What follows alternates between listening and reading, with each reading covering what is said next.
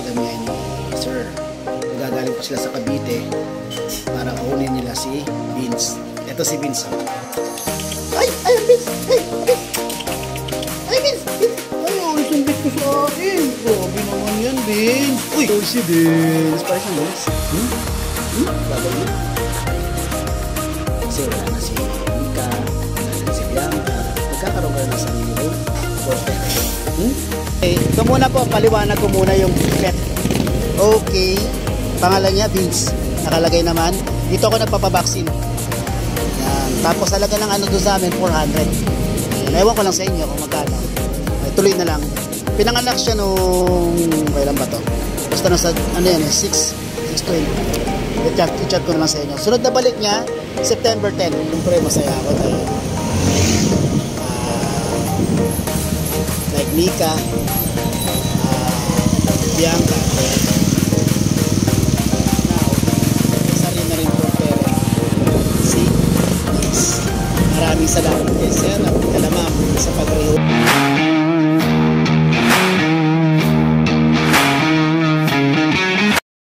Okay, yes, good evening na mga boy kasi ang oras natin ay 7:05, September 6, 2025. Nagagaling ko lang ng FEU. Sinamahan ko lang yung anak ko.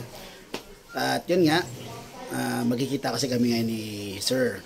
Nagagaling pa sila sa Cavite para kunin nila si Vince. Ito si Vince. Oh. Ay, Vince! Vince!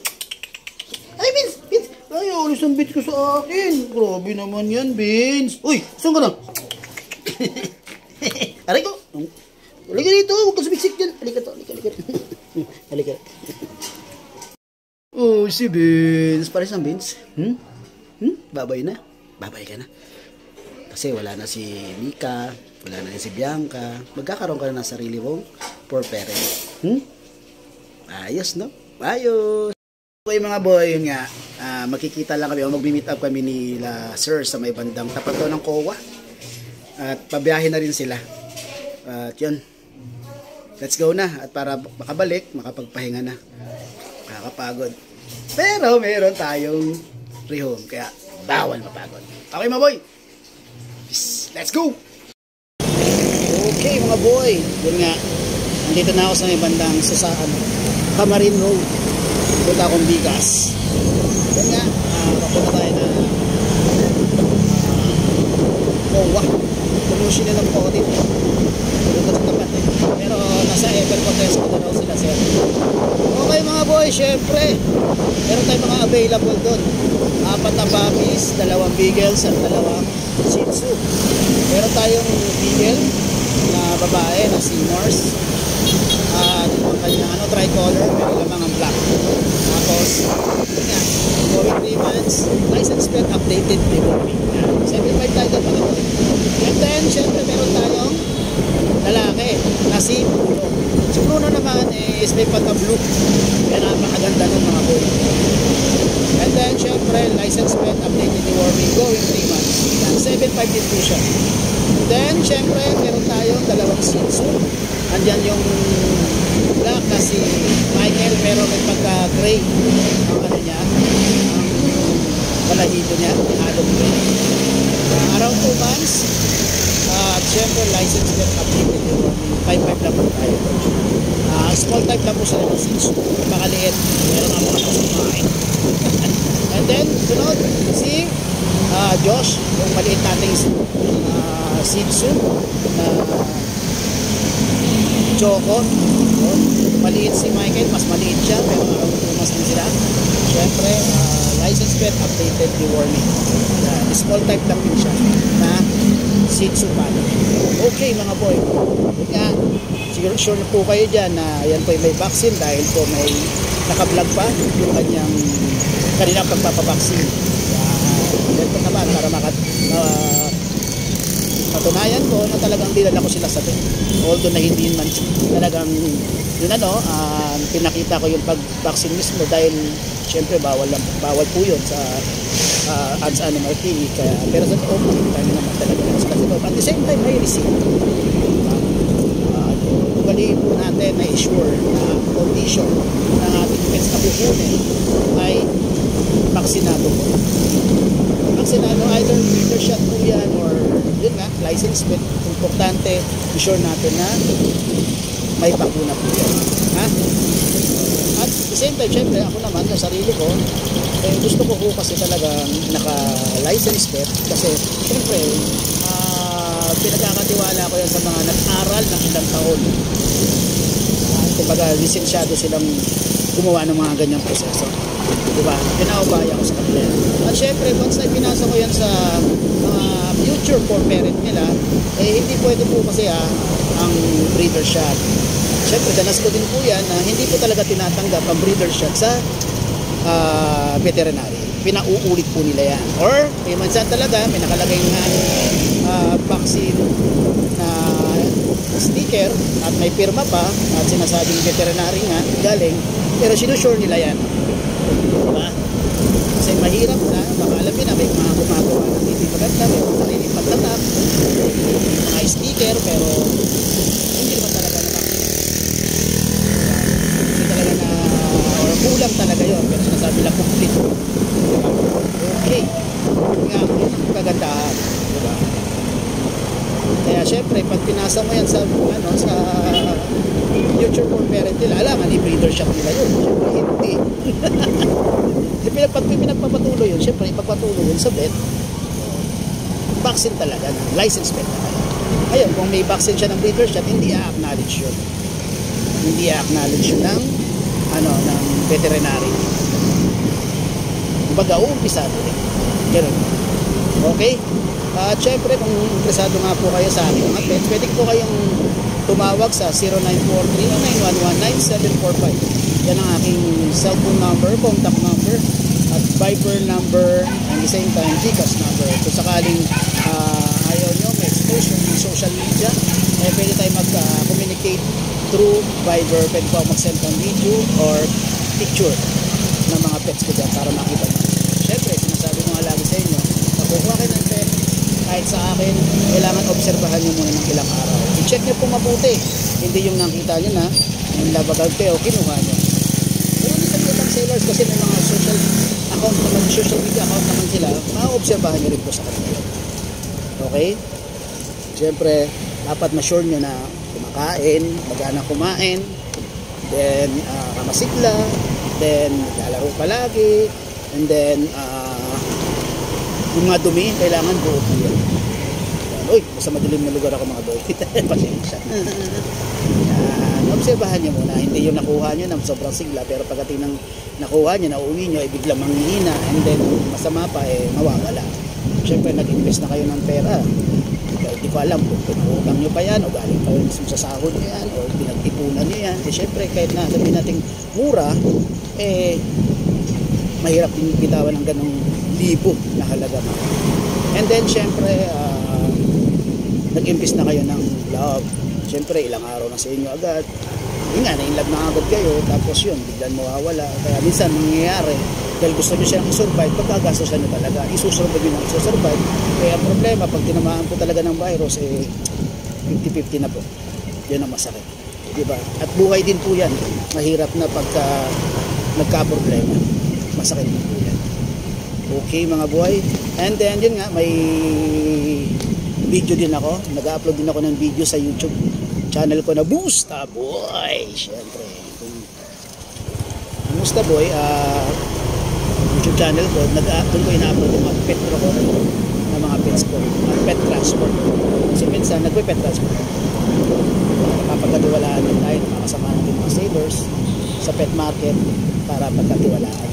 I-pet transport ko kayo lang sa mga partners na. Okay? And then, yun nga, nag-upload ako doon at nililink ko sa aking Ashken Kennels. Pusundan ako nag-upload ng mga available products. Para makita nyo na talagang naka-vaccine at syempre yung proseso ng paghahatid sa expired. Okay? Okay mga boy, regarding sa pet transport nga ng aking mga alaga,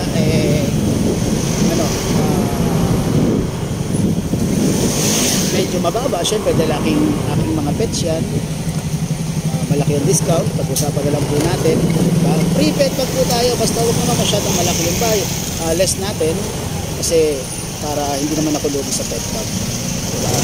sabihin ko na ano, na mag-less o negotiable pa po yung aking mga price. Basta huwag lang masyadong matapag. Okay?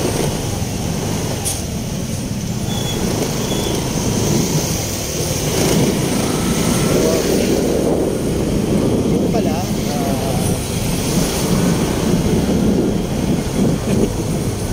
nakakalimutan ko kasi dumadaan ako dito sa daan ng Bakulandaan.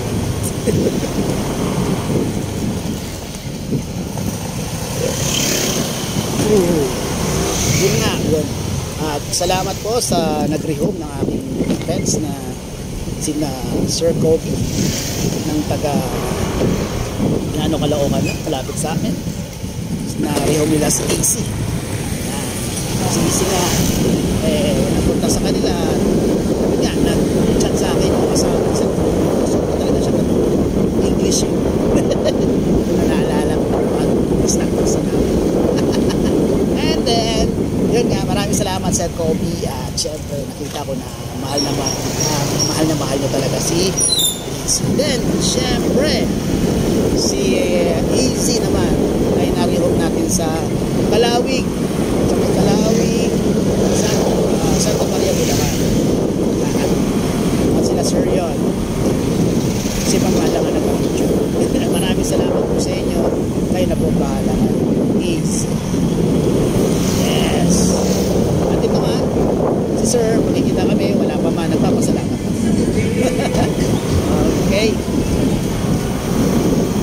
Malapit na ako sa may, dito na ako sa Party Road, malapit na ako sa North Olympus, kung alam nyo lugar.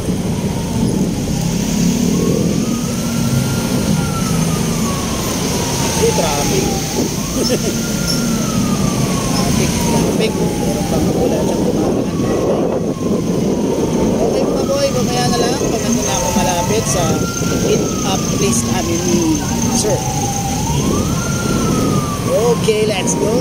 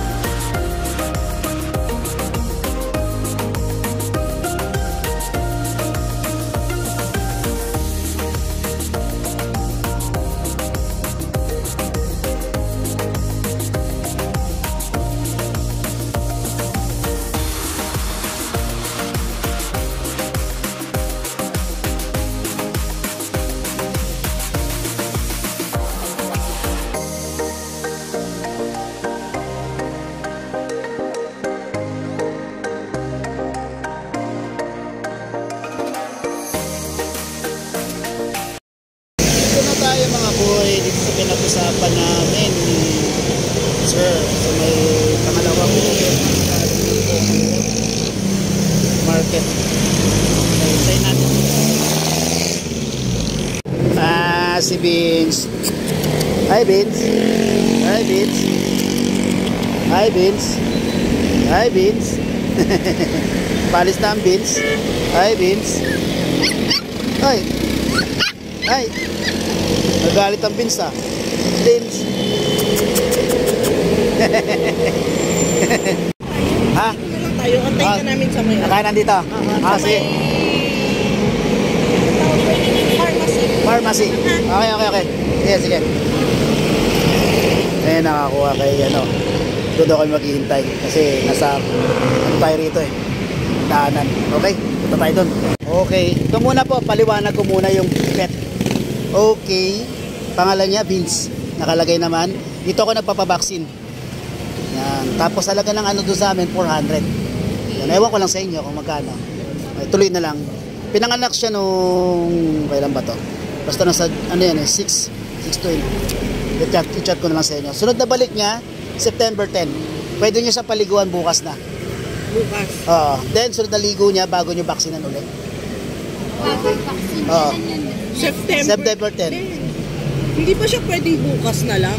Ay, wag muna po. Kasi madodoble yan. Delikado.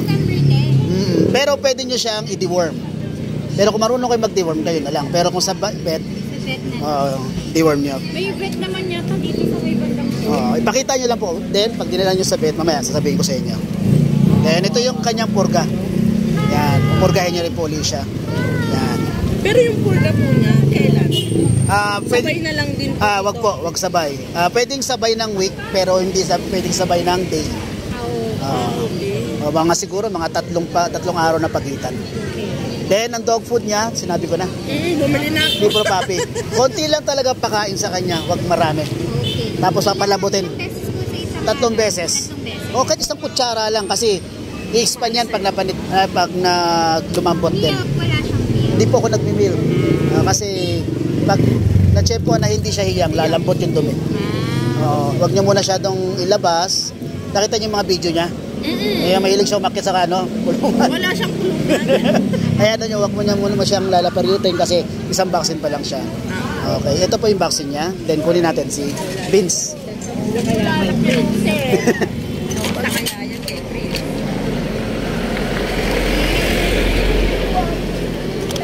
Yan, mataba po yan. Ito yung Pampers. Tinanggal. Okay lang po. Pakidala na rin po. Yan, picture lang po tayo.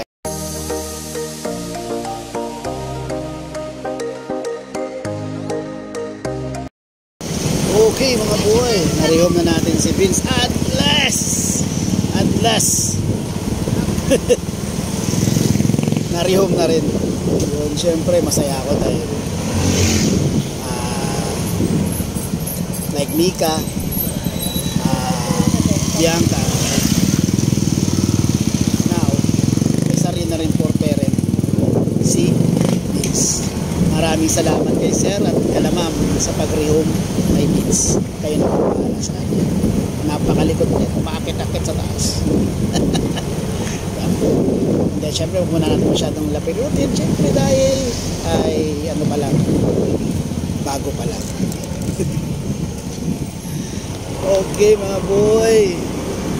Maraming salamat sa panonood na mixing vlog regarding sa pagrehome kay Vince. Ito magsasabi. Yan. Gusto ko lagi nyo panonoodin at gusto naman kahit sa YouTube channel ko mag-react man lang kayo, diba? Pwede kayo mag-like, sige kahit negative na okay lang. Okay na yun para sa akin. Thumbs up. Then kasi hindi ko na siya na-upload sa sa alam niyo na sa FB kasi medyo maigpit pagdating sa galaw. Kaya sa YouTube kasi gusto ko talaga na makita na naririnig ko sila, nababaksin ko sila. Okay mga boy, nandito na lang yung vlog ko at syempre medyo pagod na rin. Okay, maraming salamat mga boy, ingat kayo lagi. Don't forget to subscribe in my YouTube channel kung saan tayo nag-upload ng mga updated natin sa mga sellers natin na update sa pet market, kagaya ng Boa Pet Market, Proto Pet Market, Antipolo Pet Market, Malabon Pet Market, and then yung ating Askin Kennels kung saan ako nag-upload ng aking mga available na pets kagaya ng Shih Tzu at other dog pets. Mayroon tayo bigil ngayon mga pet. Si Bruno sa kasi Mouse. Bim lang kayo. And then syempre ating Musta Boy kung saan tayo nag-link ng ating mga upload sa YouTube channel natin ng Musta Boy. And then syempre nag-upload din tayo ng mga ibang. Okay mga bro,